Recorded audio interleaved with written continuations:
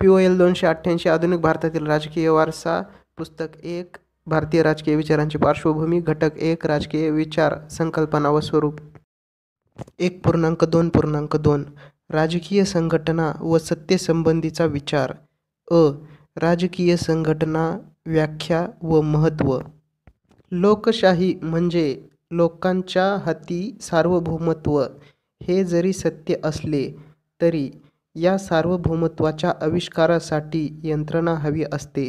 लोकशाहीचा कारभार हाताळण्यासाठी कोणती ना कोणती संघटना हवी.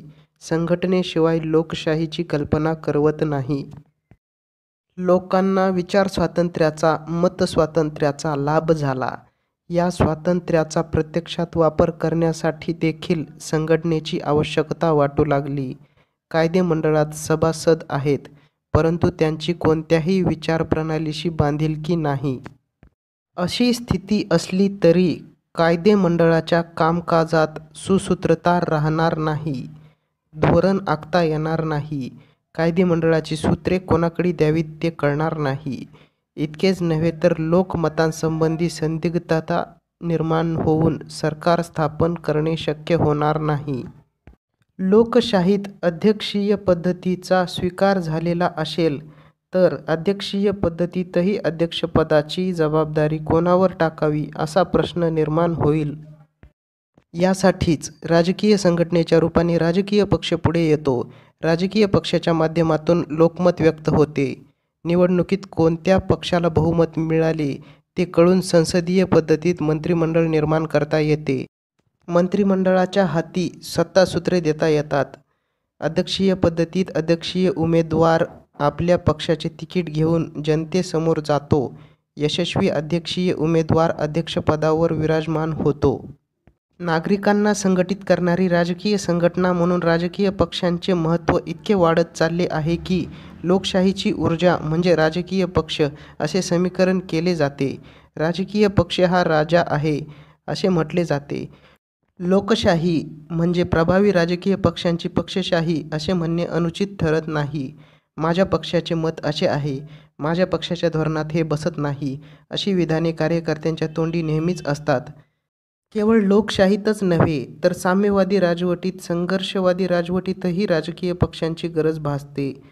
एकंदरीत राजकीय संघटना म्हणजे राजकीय पक्ष हे ध्यानात घेऊन राज्यशास्त्रज्ञ राजकीय पक्षांची व्याख्या पुढील शब्दात मांडतात. 1.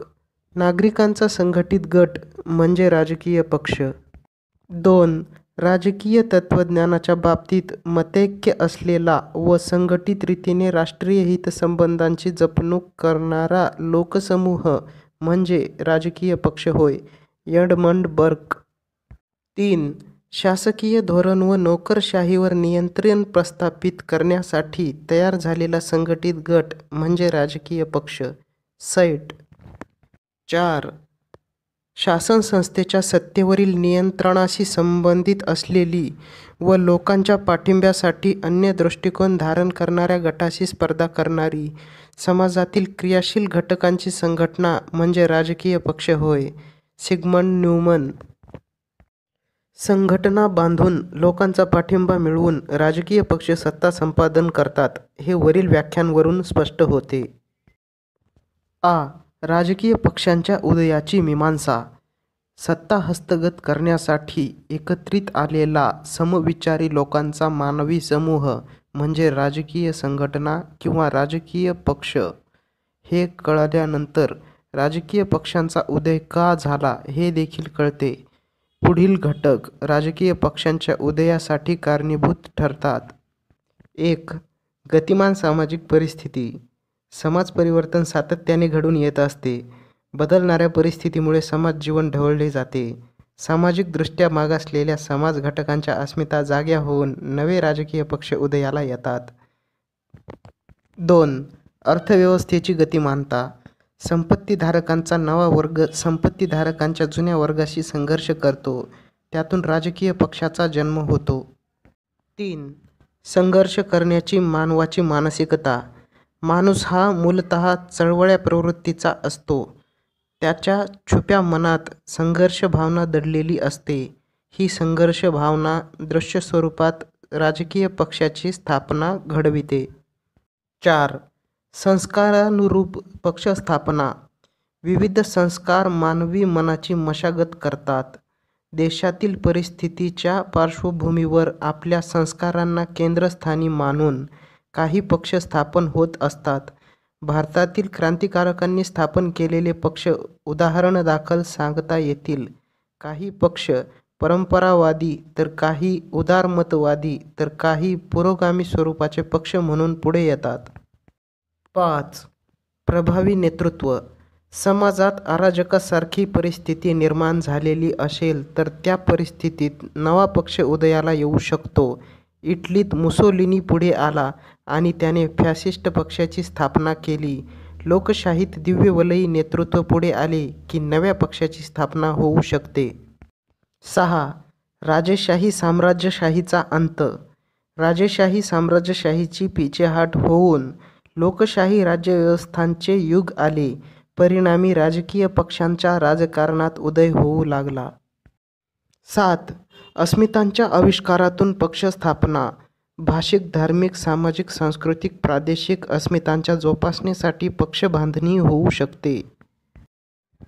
राजकीय पक्षांचा उदय जर झाला नसता तर मतदानाच्या हक्कास संघटित स्वरूप प्राप्त झाले नसते व सार्वभौमत्वाचा आविष्कार करता आला नसता, असे मत प्राध्यापक पा. श्री. घारे यांनी व्यक्त केले आहे.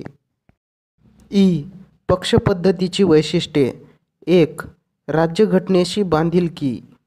राजकीय पक्ष कोणत्याही विचारसरणीचा असो, त्याला राज्यघटनेतील तरतुदींचा अवमान करता येत नाही. पक्षाचे घटनाबाह्य वर्तन बेकायदेशीर ठरवून ते नियंत्रित केले जाते. 2. निर्णय प्रक्रियेवर प्रभाव. सत्तारूढ पक्षाची छाप निर्णय प्रक्रियेवर पडते. सरकारी धोरण ठरत असताना विरोधी राजकीय पक्ष देखील आपापल्या परीने निर्णय प्रक्रियेला प्रभावित करीत असतात. 3. राजकीय कार्यक्रमांची आखणी. सत्ता संपादनासाठी मते मागावी लागतात. मतदारांपुढे कार्यक्रम घेऊन जावे लागते. सर्व राजकीय पक्ष आपल्या पक्षाचा जाहीरनामा प्रसिद्ध करतात. 4. विविध हितसंबंधांचा विचार. राजकीय पक्षाला निवडणूक जिंकण्याची महत्त्वाकांक्षा असते. समाजातील विविध घटकांचे हितसंबंध त्यासाठी जमेस धरले जातात. 5. दबाव गटांशी संपर्क. समाजातील हितसंबंध जोपासण्यासाठी समाजात हितसंबंधी गट स्थापन केले जातात.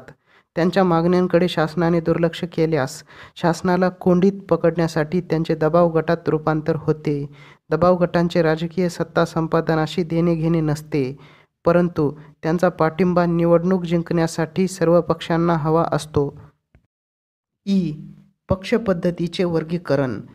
1. पक्षपद्धती. देशाच्या राज्यघटनेनुसार जेव्हा एकाच राजकीय पक्षाच्या स्थापनेला अस्तित्वाला मान्यता असते तेव्हा एकपक्षपद्धती उदयाला येते. तेथे सरकार आणि पक्ष यात अंतर नसते. एक पक्षपद्धती असलेले देश हुकुमशाहीवादी असतात. उदाहरणार्थ साम्यवादी देश. 2. द्विपक्षपद्धती. राजकीय स्थैर्यासाठी लोकशाही राज्यव्यवस्थेत द्विपक्षपद्धतीला महत्त्व दिले जाते. अमेरिका, इंग्लंडमध्ये द्विपक्षपद्धती स्थिरावलेली आहे. तेथे राजकीय क्षेत्रात 2पेक्षा जादा राजकीय पक्ष असतात, परंतु राजकीय सत्तेचे मानकरी फक्त 2च पक्ष असतात. मतदार या 2 पक्षांनाच भरघोस मते देतात. 2 पक्षांपैकी ज्या पक्षाला जादा मते मिळतात तो बहुमताचा पक्ष बनतो. सरकार बनविण्यासाठी त्या पक्षाला आमंत्रित केले जाते. 3. अनेक पक्षपद्धती. भारतासारख्या देशातील राजकीय अस्थिरतेचे कारण म्हणजे अनेक पक्षपद्धती होय. अनेक राजकीय पक्ष राजकारणात उतरतात. कायदेमंडळात कोणत्याही एका पक्षाला निर्विवाद बहुमत मिळवणे अवघड असते. त्यामुळे सरकारे गडगडतात, कारण सत्तेवर येणारी संमिश्र मंत्रिमंडळे तात्विक मतभेदांना बळी पडतात. 4. एक प्रबल पक्षपद्धती. 1966 पावेतो भारतात अनेक पक्षपद्धतीच्या चौकटीत एक प्रबल पक्षपद्धतीचे वर्चस्व होते, कारण काँग्रेस पक्षाला तुल्यबळ विरोधी पक्ष भारतीय राजकारणात नव्हता. राजकीय पक्षाची कामे. 1. शासन व जनता यात दुवा म्हणून काम करणे. लोकांच्या समस्या शासनापर्यंत पोहोचविण्याचे माध्यम म्हणून राजकीय पक्ष कार्य करतात. सरकारी योजनांची माहिती जनतेला करून देतात. 2. लोकमत घडविणे. एखाद्या समस्येसंबंधी जनजागृती करून लोकमत संघटित करण्याचे कार्य राजकीय पक्ष करतात. 3.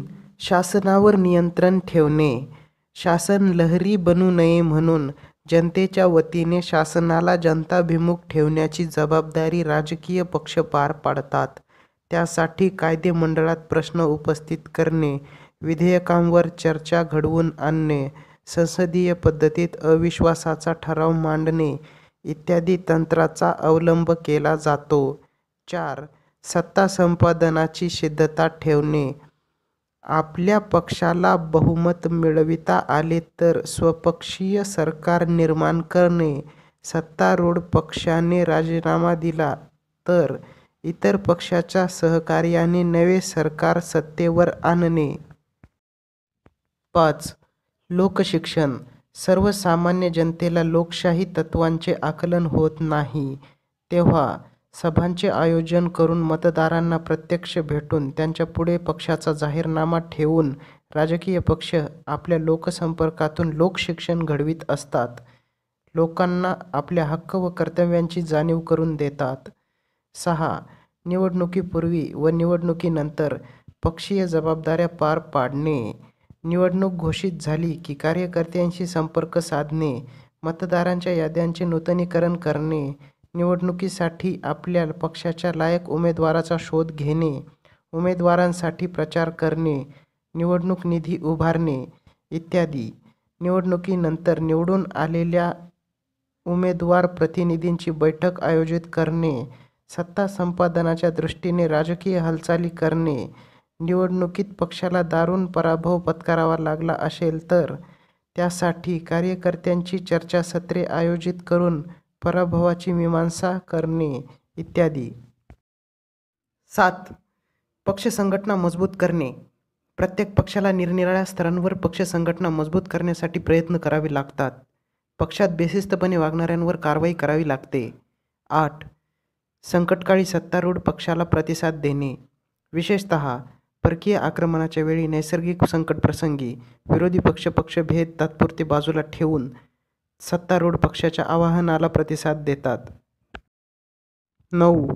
मागासलेल्या समाज घटकांचा राजकीय सहभाग वाढविणे.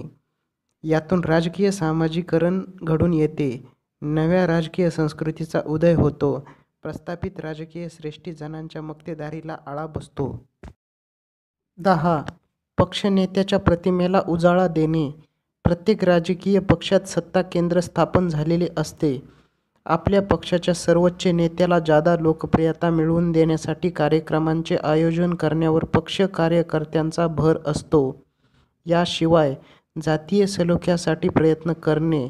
सत्ता मूलतः वाईट नसते, तिचा वापर कसा केला जातो यावर सत्तेचे परिणाम अवलंबून असतात असे म्हटले जाते. त्यासाठी सत्तेचे स्वरूप समजून घेणे व सत्तेचा वापर कसा केला जातो हे विशेषतः भारतीय राजकारणाच्या संदर्भात अभ्यासणे आपल्याला आवडेल. सत्ता संकल्पना. हेरॉल्ड लॉसवेलने सत्ता ही संकल्पना प्रथम मांडली. अतिशय मूलभूत स्वरूपाची संकल्पना म्हणून तिचा उल्लेख केला जातो, कारण राजकीय संबंध हे मूलतः सत्ता संबंधच असतात. सत्ता हा राजकारणाचा गाभा मानला जातो. राजकीय पक्षांच्या व्यूहरचनेच्या केंद्रस्थानी सत्ता असते. सत्ता संकल्पनेच्या व्याख्या पुढीलप्रमाणे. 1. अपेक्षित परिणाम घडवून आणण्याची क्षमता म्हणजे सत्ता. Bertrand Russell. 2. व्यक्ती किंवा गट जिच्या बळावर अन्य व्यक्तींचे वा गटाचे वर्तन आपल्या इच्छेप्रमाणे बदलून घेऊ शकतात अशी क्षमता होय. टॉनी. 3. सत्ता म्हणजे निर्णय निर्मितीतील सहभाग होय. लॉसवेल. सत्तेची वैशिष्ट्य. 1. सत्तेसाठी कोणाचे तरी अस्तित्व असावे लागते. सत्ता संबंध प्रस्थापित करणारी असते. हे घर माझे आहे हे म्हणणाऱ्या माणसाजवळ सत्तेसाठी घर असावे लागते. घर आणि मालक यातील संबंध सत्तेचे अस्तित्व दर्शविणारा ठरतो. 2. सत्ता ही सत्ता ग्रहण करणाऱ्या व्यक्तीच्या वर्तनातून व्यक्त होते. अ जवळ शारीरिक सामर्थ्य आहे. ब जवळ पैशाचे सामर्थ्य आहे. शारीरिक शक्ती व पैसा दोन्हीही सत्तेची उगमस्थाने ठरतात. तरीसुद्धा अ पुढे ब ने शरणागती पत्करली तर अ हा सत्ताधारी ठरतो. अ च्या सत्तेचे दर्शन ब च्या वर्तनातून घडते. 3. एकाच व्यक्तीची सत्ता भिन्न प्रसंगी कमी किंवा अधिक असते. प्रसंगाच्या किंवा भूमिकेच्या पार्श्वभूमीवरच सत्तेचे आकलन होते.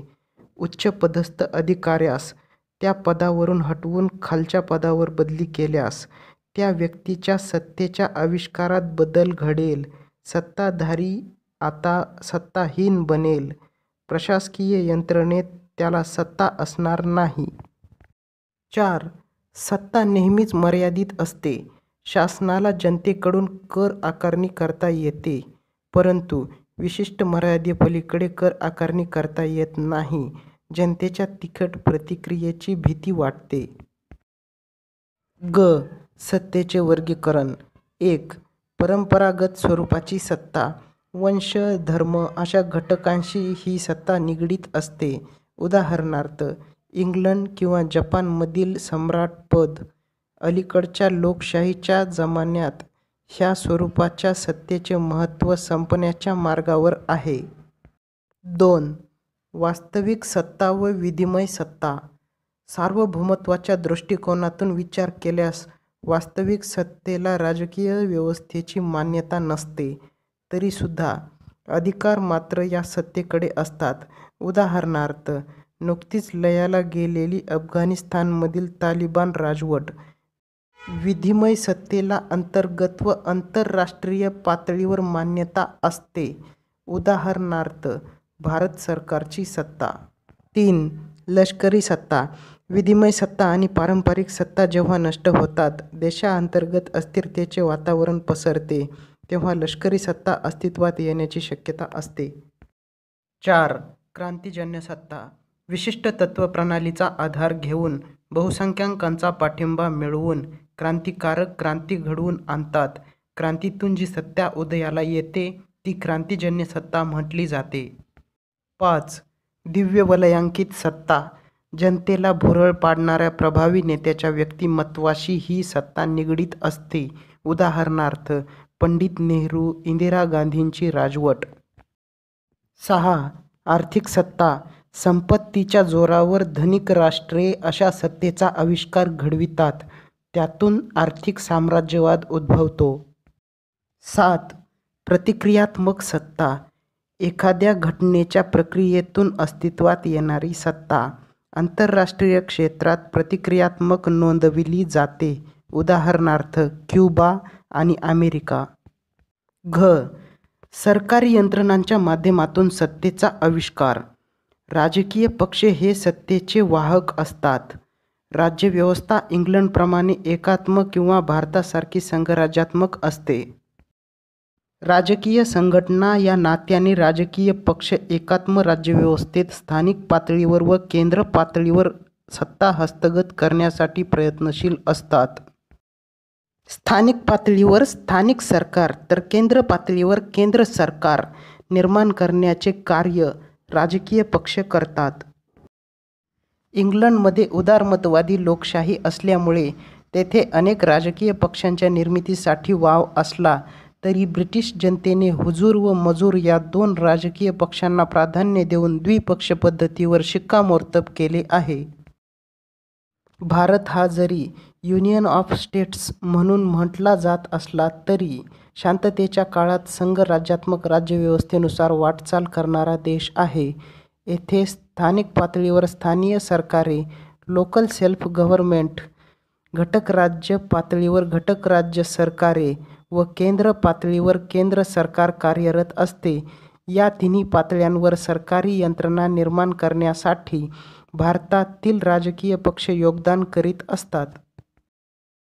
भारतात स्थानिक पातळीवर स्थानिक स्वराज्य संस्था निर्माण करण्यासाठी लोकशाही विकेंद्रीकरणाचे तत्त्व अंमलात आणण्यासाठी बलवंतराय मेहता समितीच्या शिफारशीनुसार 1962 पासून पंचायत राज्याचा प्रयोग राबविला जात आहे. गाव पातळीवर ग्रामपंचायत, तालुका पातळीवर पंचायत समिती, जिल्हा पातळीवर जिल्हा परिषद गठीत करण्यात आली आहे. शहरी विभागात नगरपालिका, महानगरपालिका स्थापन करण्यात आल्या आहेत. या सर्व स्थानिक स्वराज्य संस्थांमधील लोकप्रतिनिधींची निवड प्रौढ मताधिकाराने होत असते. राजकीय पक्ष हे या निवडणुका लढवितात. पंचायत राज्याचा पाया अधिक व्यापक व अर्थपूर्ण व्हावा म्हणून 73वी घटना दुरुस्ती करण्यात आली व 24 एप्रिल 1993 पासून ही दुरुस्ती लागू करण्यात आली. भारतीय राज्यघटनेनुसार घटक राज्य व केंद्र सरकार यांचे आर्थिक, वैधानिक, प्रशासकीय प्रकारचे संबंध निश्चित करण्यात आले आहेत. केंद्र व घटक राज्यांच्या अधिकाराविषयक 3 याद्या सूची देण्यात आल्या आहेत. संघसूचीतील 97 विषयांचे अधिकार केंद्राकडे तर घटक राज्य सूचीतील 62 विषयांचे अधिकार घटक राज्यांकडे तर सामायिक सूचीतील 52 विषयांच्या अधिकारात केंद्र व घटक राज्यांची भागीदारी आहे. भारतात राजकीय सत्ता अशा प्रकारे केंद्र सरकार, घटक राज्य सरकारे व स्थानिक सरकारांमधून झिरपत असते. सत्ता संपादनासाठी भारतातील राजकीय पक्ष. सत्तेचा आविष्कार घडविण्यासाठी भारतात राष्ट्रीय पक्ष, प्रादेशिक पक्ष क्रियाशील आहेत. राष्ट्रीय पक्ष म्हणून काँग्रेस, भारतीय जनता पक्ष, जनता दल, मार्क्सवादी कम्युनिस्ट, अखिल भारतीय कम्युनिस्ट, लोकदल, समाजवादी जनता पक्ष यांनी मान्यता मिळवली, तर प्रादेशिक पक्षांची प्रदेश पातळीवर गर्दी होऊ लागली आहे. द्रविड मुनेत्र कळघम, अण्णा द्रविड मुनेत्र कळघम, तेलुगू देसम, अकाली दल, आसाम गण परिषद, नॅशनल कॉन्फरन्स, शेतकरी कामगार पक्ष, शिवसेना, महाराष्ट्रवादी गोमंतक पक्ष, गोरखा नॅशनल लिबरेशन फ्रंट इत्यादी पक्ष राष्ट्रीय प्रादेशिक पातळीवर आपल्या सत्तेचा आविष्कार घडवितात. याशिवाय झारखंड मुक्ती मोर्चा, नागा राष्ट्रीय परिषद, मणिपूर पीपल्स पार्टी, मिझो राष्ट्रीय आघाडी, फॉरवर्ड ब्लॉक, क्रांतिकारी समाजवादी इत्यादी पक्ष प्रादेशिक पातळीवर आपली प्रतिमा टिकवून आहेत. पक्षांतर्गत गटबाजीमुळे पक्षांचे विभाजन होऊन नवे राजकीय पक्ष उदयाला येत जातात. उदाहरणार्थ राष्ट्रवादी काँग्रेस.